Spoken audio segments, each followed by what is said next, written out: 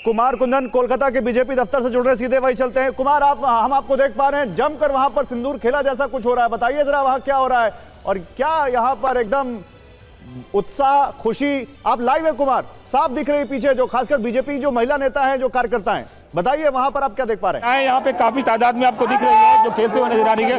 Ma'am, कितनी बड़ी खुशी है आप लोगों के लिए आज? बहुत ज्यादा खुश है क्योंकि हम लोग 15 साल से हम लोग झाई रही है, जो मेरा इज्जत नहीं मिलते। आप लोग जानते हैं शायद बांग्ला में 2013 में कामदूनी में घटना घटी थी, एक कॉलेज लड़की के साथ बलात्कार हुआ था, तब भी हम लोग आंदोलन किया था। यही राज्य का मुख्यमंत्री जो थी वो हम लोग को कंठरोध करने के लिए मिथ्या मामला दिया था, जेल भी खाटी, वो खून का हुमकी भी दिया था। हम लोग इज्जत के साथ बांग्ला में रहने, इज्जत के लिए आप लोगों ने अवश्य इज्जत चाहती हैं। मैम कितनी बड़ी जीत है आप लोगों के लिए? बहुत बड़ा, बोलने का ऑप्शन नहीं है हमारे पास, आवाज नहीं है बोलने का। बहुत मार खाया हम लोगों ने, अभी तो पलटी देने का बात है, बट हमारा राजनीति में हमारा मोदी जी सिखाया मार का बदला मार नहीं, बट डर तो लगेगा ना उसको। हम लोग कितना सीट लेकर बंगाल में आ गया, इसी डर में हम लोगों का जीत है। हम बंगाल में हमारा फूल खिला दिया बस। मैम की बोल रहे बहुत खुशी हो रही है, बहुत खुशी हो रही है। हम लोग 15 साल से वेट किए थे इस दिन के लिए, हमें दबाया गया, हमारे ऊपर केस चल रहा है, हमें मारा पीटा, हमारा जो बिजनेस है वो चौपाट कर दिया। खाली हम नहीं, बंगाल के आम आदमी का यही हाल है। पूरा बंगाल में डर का माहौल था, लोग जाते थे उनके साथ, उनके मिছিল में, मीटिंग में, मजबूरी में जाते थे, मजबूरी में, क्योंकि उनका ऑटो बंद हो जाएगा, उसका टोटो बंद हो जाएगा, उसका नौकरी चला जाएगा। तो ये सारी मुद्दा एक साथ इस बार काम कर गया। मैम, आपको लगता है पैसे पे अस्मिता ज्यादा भारी पड़ी, महिलाओं की डिग्निटी ज्यादा भारी पड़ी? एकदम महिला इस वेस्ट बंगाल में महिला समझ गए, 1,500 रुपया देके टीएमसी सरकार ममता बनर्जी उसका इज्जत खरीद ले रहे हैं।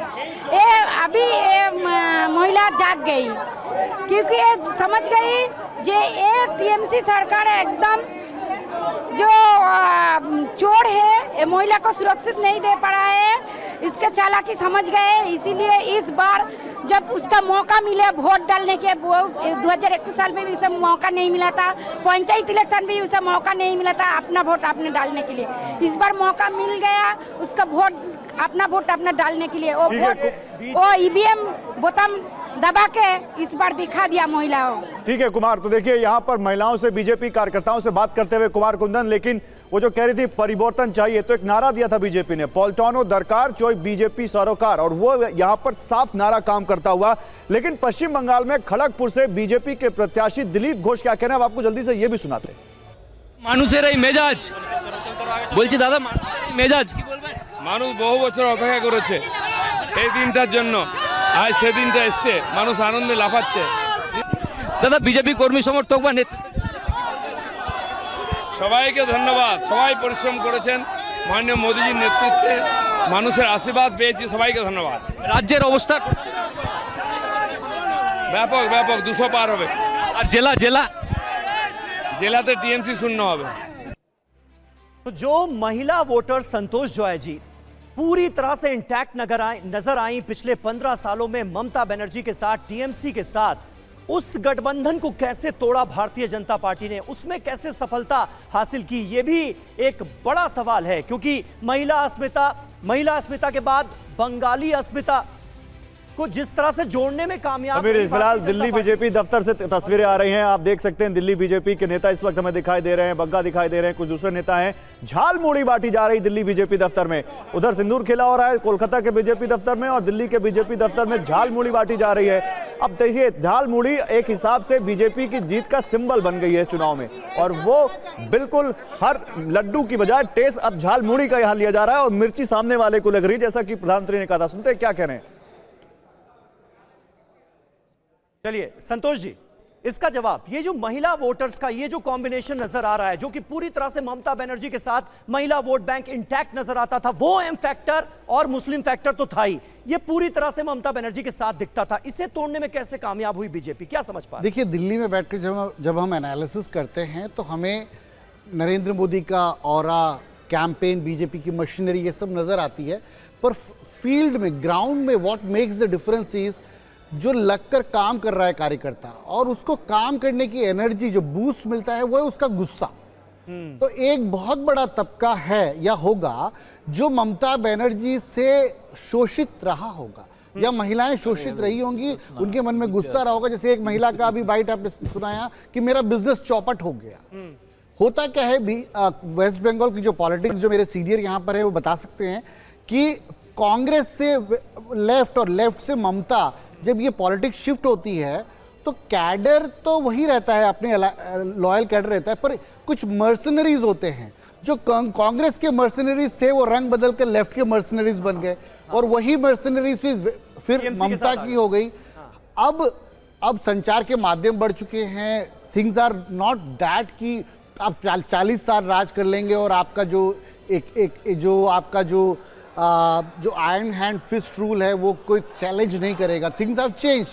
तो वेस्ट बंगाल में भी यही हुआ है, बट अब बीजेपी के लिए चैलेंज है कि वो अपने कैडर के बल पर, और ये हर व्यक्ति जिसने वोट किया है बीजेपी ने बहुत उम्मीद, उसके अलावा भी संतोष जो आप बात कर रहे हैं इसको आगे अगर बढ़ाएं गौतम दा, अगर हम देखें तो चाहे वो पर कैपिटा इनकम हो, इकोनॉमी के जो भी इंडिकेटर्स हो, चाहे वो जीडीपी रेट हो, चाहे देश की जीडीपी में वेस्ट बंगाल का योगदान हो, डेवलपमेंट के मॉडल में तो पश्चिम बंगाल पीछे रहा है पिछले कुछ सालों में।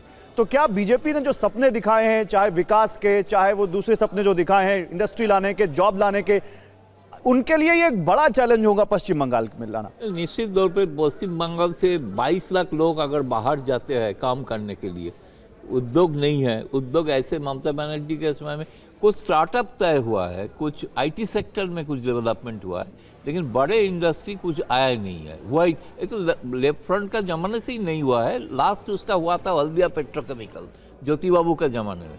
उसके बाद एक बड़ा थर्मल पावर प्लांट बॉक्रेश्वर, लेकिन उसके बाद से बड़ा कोई इंडस्ट्री आया नहीं। और एक आ रहा था तो ममता दीदी ने आने नहीं दिया। सिंगूर भट्टाचार्य ने ट्राई किया कि सिंगूर में टाटा का फैक्ट्री लाने के लिए, उसी कारण बुद्ध भट्टाचार्य हार गया। नहीं, मैं बोल रहा हूँ जो एक्चुअली भाजपा भी मुझे ख्याल में सतर्क की कदम रखेंगे।